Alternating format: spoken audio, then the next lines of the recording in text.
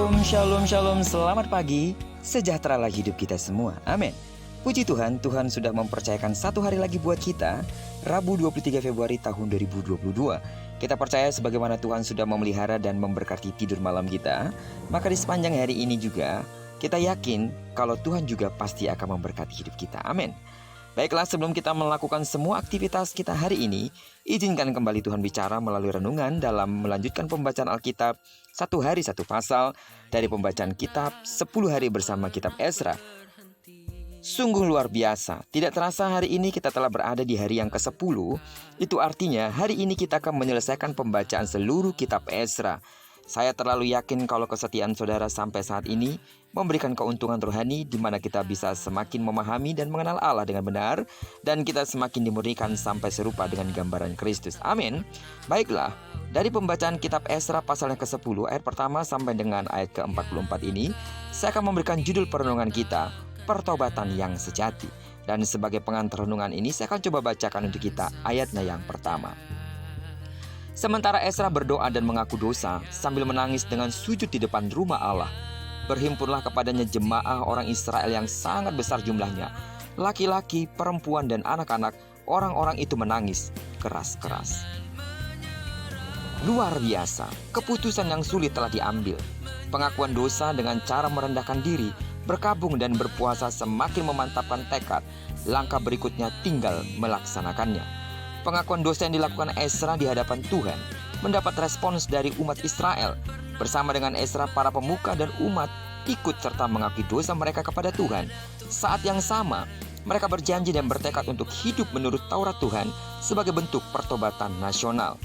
Ezra didaulat oleh umat Israel untuk mengeksekusi kebijakan agar orang-orang Israel menjadi bangsa yang kudus di hadapan Tuhan.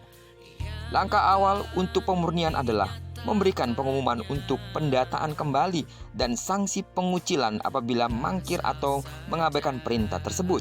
Langkah kedua adalah melakukan pengakuan dosa secara nasional kepada Tuhan. Langkah ketiga adalah dibentuk para pemimpin di setiap daerah untuk melakukan sidak, pendataan, gelar perkara, dan bersidang. Bagi mereka yang melakukan kesalahan diwajibkan untuk melakukan ritual korban penebus salah. Tujuannya agar murka Allah surut atas bangsa Israel. Hampir semua orang menerima kebijakan tersebut, kecuali beberapa orang yang menentang, yaitu Yonatan, Yazeya, Mesulam, dan Sabetai. Tekad untuk hidup baru sebagai umat Allah diperkuat oleh tindakan tegas pelarangan kawin campur dengan bangsa lain. Ezra tidak menggunakan otoritas dan kekuasaannya sebagai alat pemaksaan kehendak. Ia menggunakan keteladanan moral untuk mengajar umat akan kesalahannya. Hal inilah yang mendorong munculnya kesadaran baru. Sidang jemaat Tuhan yang saya kasih dalam nama Tuhan Yesus. Revolusi mental sudah dilakukan oleh Ezra, dan keteladanannya dapat dijadikan inspirasi perubahan di dalam hidup kita. Kita semua sepakat bahwa memang tidaklah mudah untuk tampil menjadi manusia baru di tengah dunia yang penuh dengan dosa ini.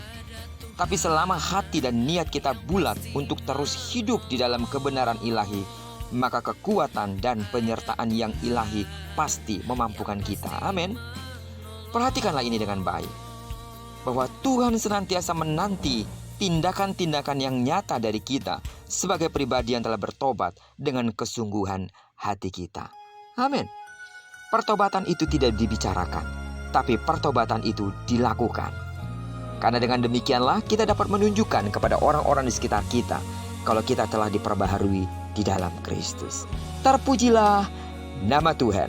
Kiranya penutup renungan kita dari kitab Ezra ini akan mengingatkan kita kembali bagaimana Tuhan senantiasa menanti-nantikan pertobatan yang sesungguhnya dari hidup kita sebagai bukti kalau kita telah sungguh-sungguh menyerahkan diri di hadapan Tuhan. Amin. Diberkatilah kita sepanjang hari ini dan digenapi firman yang berjanji bahwa apa yang dikerjakan tangan kanan dan tangan kiri kita dibuatnya berhasil. Kemanapun kaki kanan dan kaki kiri kita melangkah, di sana kemuliaan Tuhan pasti akan dinyatakan. Amin.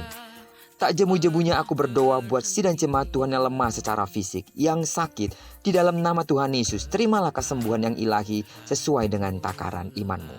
Diberkatilah kita bersama dengan orang-orang yang kita kasihi, serta bersama dengan orang-orang yang kita cintai dimanapun mereka berada. Terpujilah nama Tuhan. Shalom.